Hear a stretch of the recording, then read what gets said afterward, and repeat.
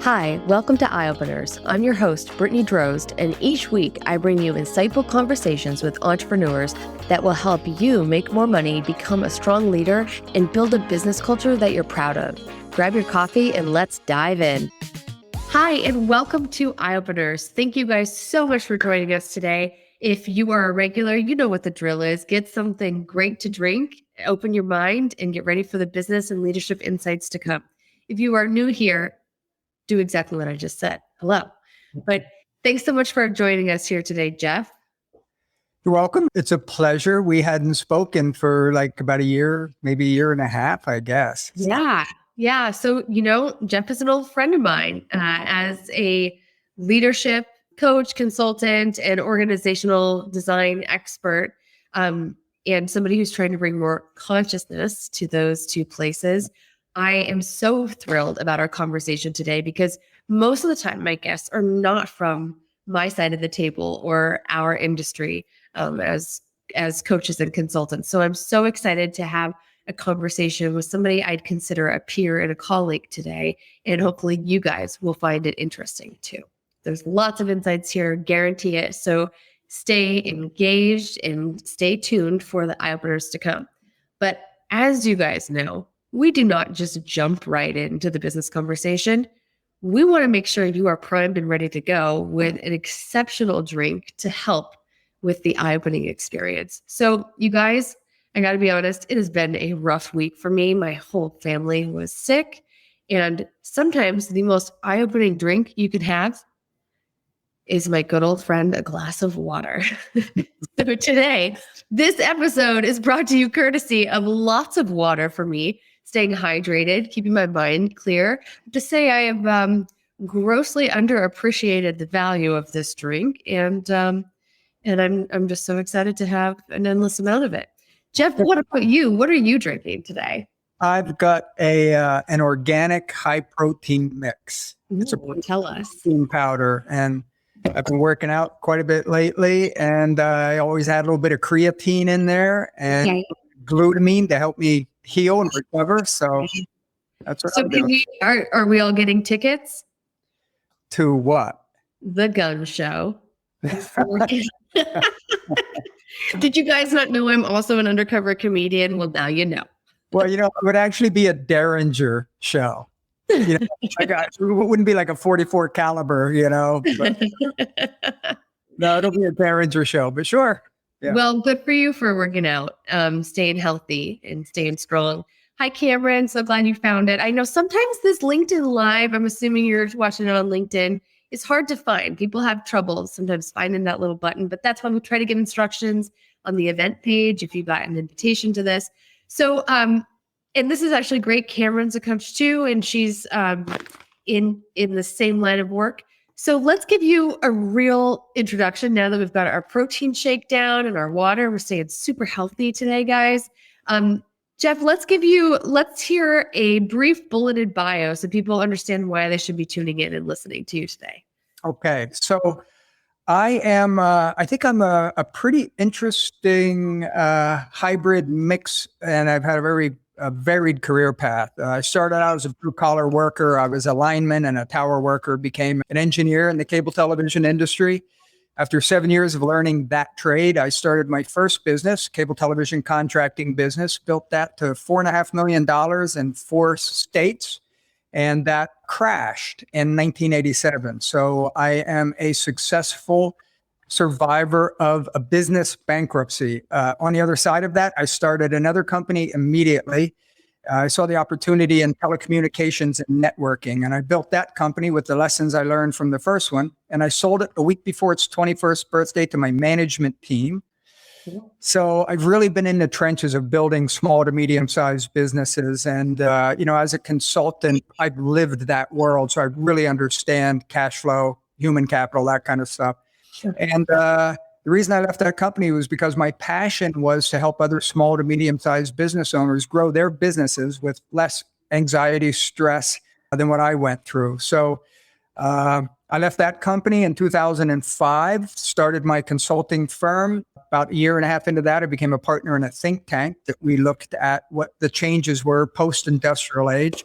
And that was when I really started looking at conscious leadership and the new evolution and revolution of leadership and organizational design. And for the last, 17 years, that's what I've been working on. I've written a book around conscious leadership, and I really help companies to go from the command and control top-down leadership method that no longer works today to another way that is much more effective, much more collaborative, and much more profitable. And it's not about woo-woo. It's not about hugging everybody through everything. Business is a sport. So I mix the reality of what it takes to run a business with the consciousness that it requires to run a really healthy, sustainable business. Awesome. So let's kick off with a definition so that we're all on the same page here. How would you define conscious leadership? And maybe even an operational definition too, so we can understand what does it look like in practice. Yeah, conscious leadership, there's several different layers to it. The first part, I wrote a book called Developing the Conscious Leadership Mindset for the 21st Century. So the first step to conscious leadership is an inward one. And so are all the rest. Because if I can't become self-aware and I don't understand myself and I can't look at my weaknesses and my strengths and work and heal my way through and have compassion and empathy and forgiveness for myself and face my weaknesses and hold myself accountable. If I can't do that consistently, I don't think I deserve the right to lead other people. So it's really about getting clear with who you are and what you want to be in the world. And it's less about leading with ego and functioning more as an elder. There's a different energy.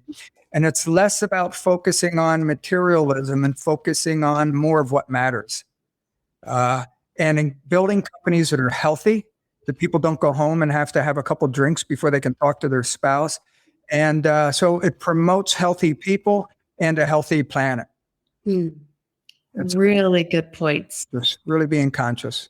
Yeah. Thank you for sharing that. I think it was sometime this week, Adam Grant, who's a famous organizational psychologist, posted about the people who say they're into leadership are often just into the ego of it, right? And they're into these charismatic leadership stories, and they often become obsessed with singular leaders, somebody who really idealizes Steve Jobs or something like that.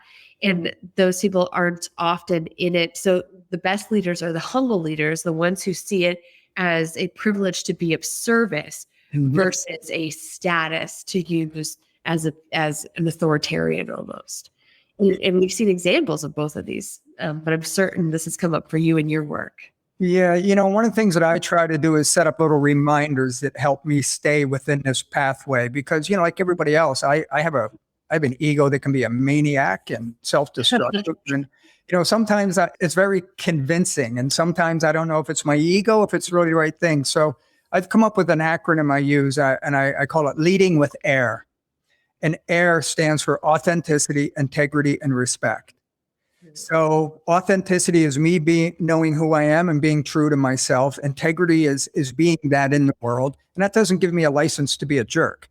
It's about really, like I said, being authentic. And then integrity is being that in the world, being of good character. And then respect is about acting in ways that respects me, respects the person I'm dealing with, and respecting the organization that's paying us. So authenticity, integrity, and respect. And if you can function within that, you're going to be an effective leader because people don't follow you because you're positioned. They follow your consciousness. Can they trust you? Are you empathetic? Do you look out for them? Do you care for them? Do you respect for them? If people see that you do that, it doesn't matter where you are in the organization, they will follow you. They will allow you to influence them. Really great stuff. Why do you think people? So for me, I go, gosh, yes, hello. I respect the people I'm walking next to down the street or whatever. But why do you think this is challenging for some people to, follow your AIR model? Stress.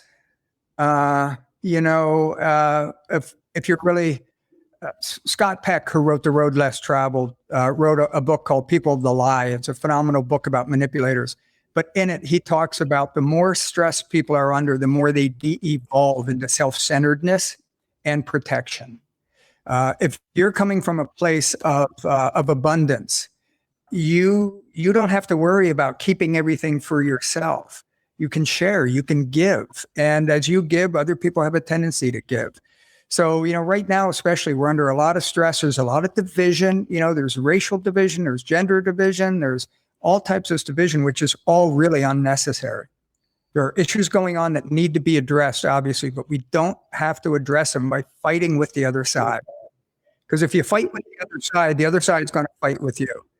So the stress is causing us to de-evolve. But if we can rise above that, up to the next level of consciousness, and just really look to be there and to have empathy for where people are, give them a little bit of room, and be kind to them. Right. So stress. So we know that stress is present in so many workplaces. Mm-hmm. If an employee is feeling stressed, or even a leader, how can they start to either recognize that in themselves and change course before they're doing damage within the organization or within the team? That's a good question, and I'm going to answer it in a way that I normally don't speak about this, but it's a huge part of the work that I do. It's kind of the code behind the video game. Okay. And it has to do with energy. So stress, fear creates this energy. And when I'm feeling that, the first thing I have to do is I have to recognize, oh, wait a minute, my energy has shifted. And so since my energy has shifted, normally people just respond to whatever that stimulus is. Conscious leadership is about being conscious about that's how I'm feeling, but wait a minute, I'm going to consciously act in a certain way. So I'll look to shift my energy from one of anxiety or stress to one of being calm. And as I calm myself, and it can be either, taking 10 seconds to calm, just recognizing I don't want to be that way. As I calm myself, my energy shifts and my response then shifts. Because if I'm angry, I'll lash out, I'll have that attack energy. If I'm calm, I'm coming out more peaceful. And what I send to you, you're probably going to send back. Because we're tuning forks. I'm a Reiki master. I've done a lot of energy healing. So I really understand the power and the dynamic of that. So when I work with organizations and people in situations, I'm looking to see where that energy is and how can I bring a calming, focused energy into it. So right. We're in psychology, we call it emotional contagion. And there's a lot of research around that, at how much mimicry is going on. And matching of emotions, right? Right. And emotions are energies. And it's really fascinating. When I came across that, I started playing with it in real world environments. I saw how I could calm a whole room down by doing it. And it's really quite fascinating. I speak a bit of that in my book too. Awesome. Right. So what we're talking about also is influence. Like as a leader, people are watching what you do. They're watching how you respond, as you just pointed out.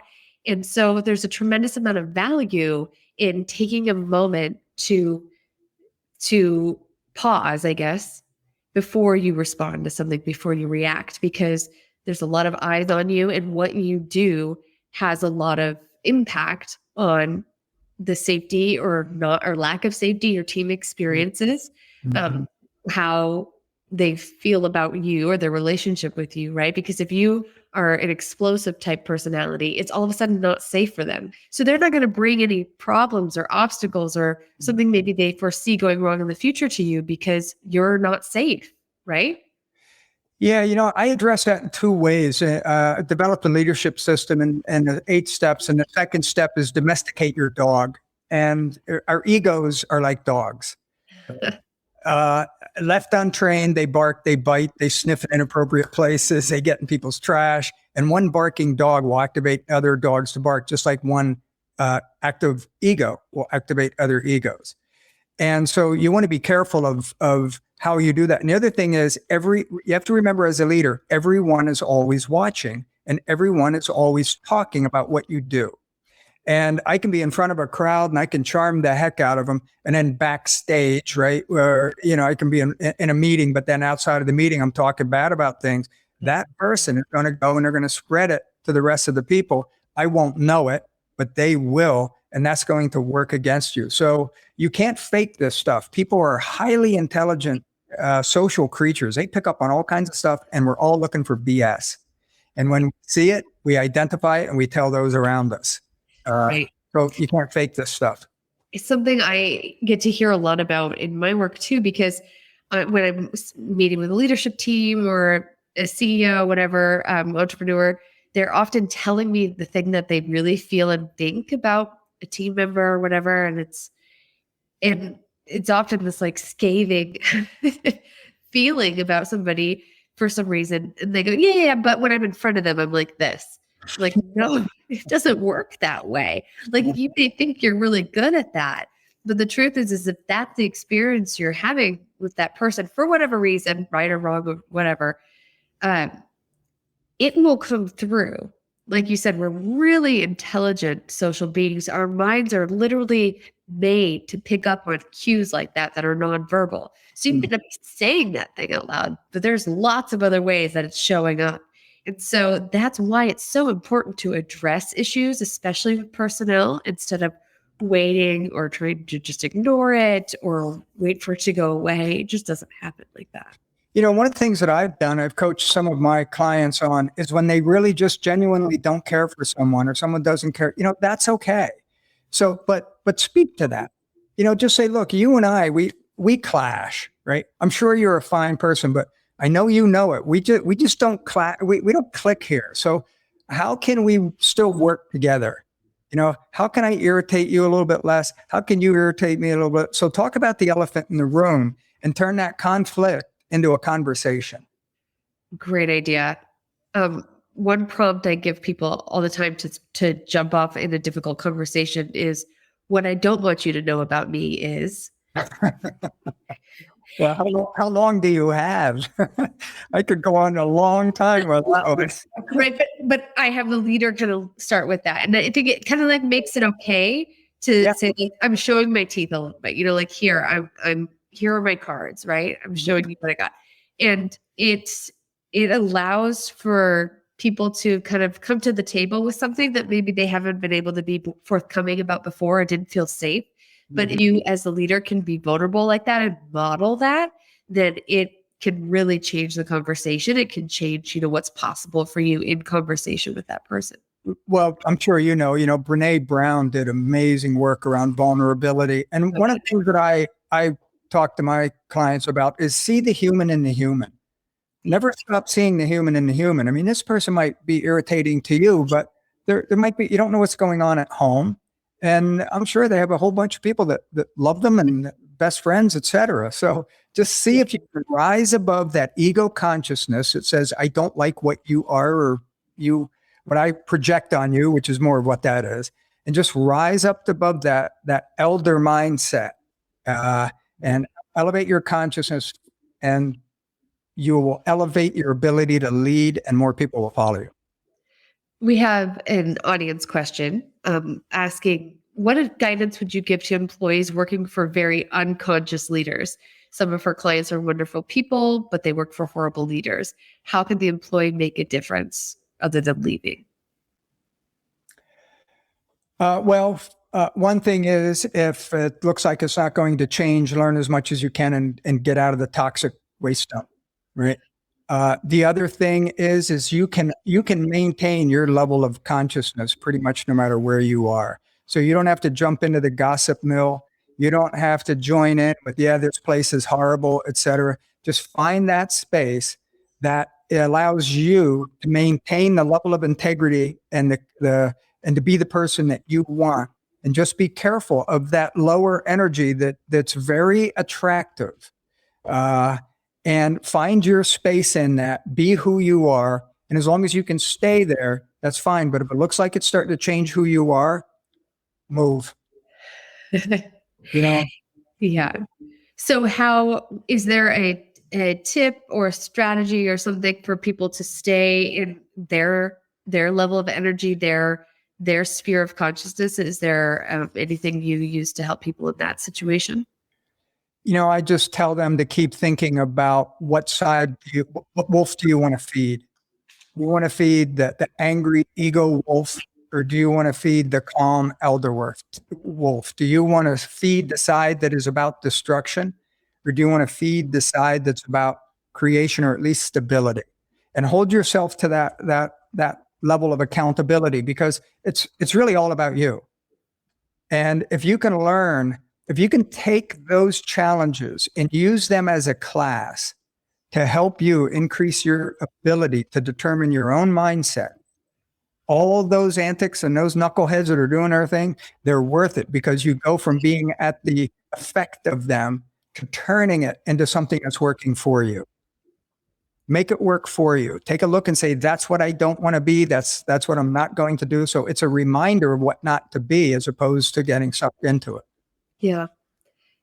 In my experience, when I've dealt with some of this, I've seen employees have success by building allyship with other members. Yes. So if there's other members in your team who are maybe having the same experience, they understand it's wrong or wish it were different or whatever, you can make a greater statement by at least banding together. I've seen a group of 4 go to HR, and that made quite a stir, and that got a lot of attention and a lot of support, versus maybe feeling like on your own going to HR about your boss, which often, unfortunately, doesn't turn out well. That's what that system is there for, but I've seen that go tragically wrong so many times. So I understand people's reluctance to pursue that route, but in numbers, it can be more effective. Yeah, and just make sure you're not storming. Oh, I was going to say, make sure you don't show up with the energy that you're storming the castle. Show up with sanity and, communicating without that energy, and that level of consciousness gets other people to respect that a little bit better. Right. So, leading with intent, sharing your intention, right? Why you're coming to them, instead of, we're not here for, it's not a coup. We just like to see some changes in the way things are managed, right? And then referencing the company mission too. Oftentimes, like, the way that a leader is acting is out of alignment with the company values or mission. And sometimes using that to start a conversation can be helpful. So people know that sometimes I ask some big questions, and I don't want them to think, oh, here comes Jeff, and he doesn't have to answer any of those hard questions. So I'm going to put you on the hot seat a little bit right now, but I think you can handle it. I like hard questions. So, but one of my favorites is, if you and I were to speak 3 years from now, which is about the cadence we've been at for the past year or so, what would you have accomplished that you would love to tell me about? This includes professional. Where are you going? What are you building? I would have finished my second book. And it's actually the first book I tried to write for 10 years, and it wasn't coming out. And I said, I guess I'm not supposed to write it, so I ended up writing the book that I did write. But yeah, it would be about this leadership book that I've really been working on the contents for since 2006-07, when I was in the think tank. Wow. It's taken me this long to really get it clear enough in my head. And I use it in my work. I built my practice around it. And now it's to the place where I can actually communicate it in a way that teaches other people. So I'd be saying the book has been taking off, and the training's taking off, and people are getting it, and they're changing their organizations. How exciting. Awesome. And, we do a pre-call. I talk to these people in advance to make sure that you guys have some interesting stories to tell. So now I know, just so people know, there are some really great nuggets in these books because of Jeff's lived experience. And you have a really interesting story about your last client and how you had to use your own air model integrity to really figure this tough situation out. And, you're here, the audience is, like-minded entrepreneurs, and I think they can really, really appreciate this. And so tell us, Jeff, what was going on, about a year ago and in your last client? So, and I love speaking to other entrepreneurs because we're all warriors, and we're in there, and, we're probably half crazy, but we live what we preach. We take the risk. So anyway, it was the end of 2020. COVID had just rampaged through my business. I had lost all of my clients but one. And I didn't have a good year before, so I wasn't flush with cash anyway, one of those cash flow things. And I had this client, And he was the last client that I had. And what he was paying me was just about enough for me to cover my. And what happened was I had submitted a proposal to him, which I had deeply discounted, that was really designed to help him put together a strategy for the next year, because I knew 2021 was going to be crazy. And I had 4 appointments to meet with him to talk about it, and he didn't read them all 4 times. So finally, the 4th time, I was so frustrated, but I kept my cool, and I went in, and he started coming at me with the price tag. The price was like 10 grand. It should have been 25, but I was 10 grand. And he was coming at me so hard. I'd worked with him for 7 years, and we were kind of friends. And I looked at him, I said, wait a minute, do you think I'm doing a money grab? And he looked at me and he said, yeah. And I was shocked, because all the things I had done with him and for him, and we had such a bond of integrity and that type of stuff. And I realized that he had a level of disrespect for what it was I was doing. He had lost sight of who I am and what I was. And as a consultant, if I don't have that level of trust, you're not going to let me help you transform your organization. Right. So when I left that meeting, I was really upset, and I agreed to come with him. That was a Friday. I was going to meet him on a Monday. And on the way home, I just said, I can't continue to work for this guy. I'm not respected. My work isn't respected. And if I go back in there, I'm chasing money instead of keeping my integrity. So that's a really, really tough thing. That's a really tough thing to do on any day. But when you are in a place of feeling squeezed with COVID, like down to your last few clients, and I don't know a lot of people who would have that integrity. I'm serious. I mean, I think that's, I just want to underpin like what you were up against here. Fortunately or unfortunately, I have this truth detector in me that when it hits, even I can't ignore it. And I've been an entrepreneur for 40 years, and I've been through a lot of stuff. And there's just certain things I'm not willing to sell out for, because when I'm done, I'm going to be able to look back and say, I did it right, and I never sold out. So I terminated the relationship, and I took the proposal off the table, and he was like, wait, I was going to do this. And I said, no, we're not. And I sat for 2.5, almost 3 months without a client. And I really sat in that decision. And, there was part of me that's just saying, you idiot, you doing you have to play the game. You have to. And I just thought, no, if this puts me out of business, okay, I'll be out of business, but I'm still going to be who I am. And just when things really got tough, I had an opportunity with a client. I put together a nice proposal. I didn't undercharge. I didn't come from a place of scarcity. I said, if I'm coming back in this game, I'm coming back strong, not weak. So I gave them a real nice price for me. And it was a 3-month deal. And they took it without question. And they paid me 3 months up front, which just relieved everything. And that client went on to be a monthly client, which has been over a year now. And they are a huge client for me. And the whole financial thing shifted. I had the biggest year I ever had last year I doubled the biggest numbers I've ever had.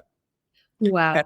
And I am convinced it was because I passed that test of, what am I in for? Am I willing to walk the talk, and to what degree? Because if I'm going to be out there coaching and trying to help entrepreneurs, I have to go through the fire myself time and time and time again. Otherwise, I have no credibility. It was like the universe testing you with your own air test. That's exactly what it was. If you're going to promote that thing, you have to be able to go through that type of stuff, maybe beyond the degree that most other people do. And I was sweating bullets that last couple of weeks. I really thought I made a mistake, but oh well. Sometimes you jump off the cliff and you build your wings on the way down. And it keeps you focused, and hopefully you don't hit too hard. Isn't that just the best analogy for entrepreneurship in general? Yeah, right? It is. You build your wings on the way down. You have to jump. Right. None of us are prepared fully for what it means. Yeah. And you build your wings on the way down. I love it. What a great way to wrap up. Jeff, I know that you have some, this guy is prolific. He writes books. He's got a course coming out. Tell us about this offering and what you have for the audience. Well, what I've done is I've converted my book, which is basically designed to be a 6-month leadership transformation course around transforming your mindset from that ego to the elder, from the materialistic to whatever, shifting the consciousness. And it's done really well. It's won 2 international, 2 national awards. And what I've done is I've taken the book and I've turned it into a course, a self-study course. There's 2 versions. You just go in and you take it, whatever rate of speed you want. And another one has me as a consultant. So what I'm doing, because I want to support the network that you're supporting, and I love the work you're doing, is I want to offer anyone who signs up with the code Brittany 2022 will get a 20% discount off of an already really inexpensive price, because I'm not interested. I just want this work to get out there because they're really transformed. So if you go to jeffreydeckman.com, you will see a panel up there that will pop up and give you the code and guide you through it. If you have any problems, just send me an email at jeffrey@jeffreydeckman.com. And we'll make sure all of that is in the show notes for you watching it live, just like replay it and hear it. But when you're watching this on the real podcast platforms or whatever, all this info is in the show notes below. And the last thing I'll say about the book is it is truly transformative. It's one of the most beautiful pieces of work I've ever done. And I've read it several times since I wrote it in 2019, and I wouldn't change a single word in it. It is so good. I almost can't believe I wrote it. I love that. You know what? There is not enough times that people talk about like how awesome their own work is. I love hearing that. We do not celebrate ourselves enough. So go ahead, Jeff. Let's clap for you. Clap for yourself. I tell you when the stuff I do isn't good. Thank you so much for coming on today. I really appreciate you sharing your wisdom with us. Conscious leadership is super exciting. It is definitely increasing in popularity, and I love that you're right there at the forefront of it. So thanks for sharing your wisdom with us today. And thank you to you guys for being here, for joining us, for participating and asking your questions, because that's what we're here for anyway, to make sure you get those eye-opening insights that change the way that you lead and show up in your business forever. Thanks so much, you guys, and see you soon. Thanks for joining us this week on Eye Openers. Make sure to visit brittanyDroz.com/podcast for this week's show notes. And if you found value in today's episode, I would so appreciate you giving us a rating on Apple Podcasts or share it with a friend. Also, don't forget to subscribe on Apple Podcasts, Spotify, Stitcher, or wherever you get your podcasts. This all helps to support the show.